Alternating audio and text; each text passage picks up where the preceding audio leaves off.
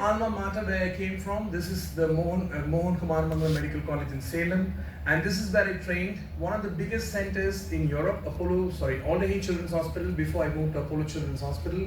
And this is where I learned about the management of short bowel syndrome. The most important message in my entire career, which I would carry on, would be dedicated to this man who taught me pediatric gastroenterology.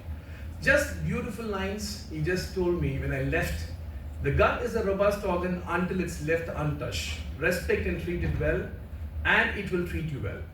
The moment you disturb it, whether you're a pediatric surgeon or a pediatric gastroenterologist or a general public or a clinician, nutrition, anybody, the gut will definitely show what it is, because it's not an easy organ to fix. When it's working, everything is fine.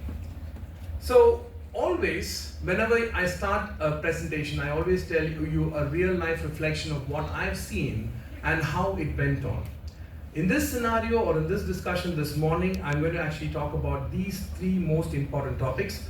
A case presentation followed by short bowel syndrome, how well it can be managed. And the third point is small bowel transplantation. I knew nothing before I started, and how about you is the question. So let's go to the most important crucial points is to attain better understanding of the subject at the end of my talk. The second one is what complications or problems do I actually anticipate and how do I manage them? The third one, what is the best bet?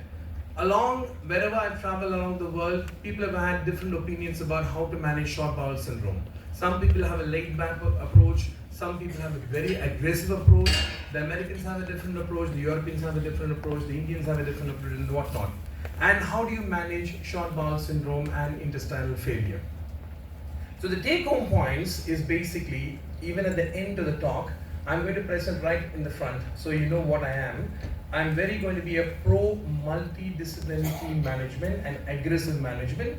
Second one is early discharge on home parental nutrition. Third one is to promote intestinal adaptation and manage its complications.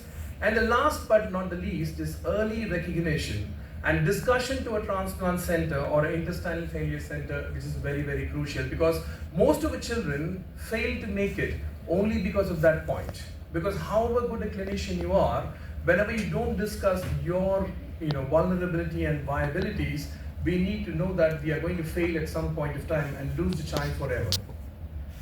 So this child whom I dealt while I was in the UK is a little 3-day-old baby who was referred for the surgical management of necrotizing enterocolitis. He was a term baby.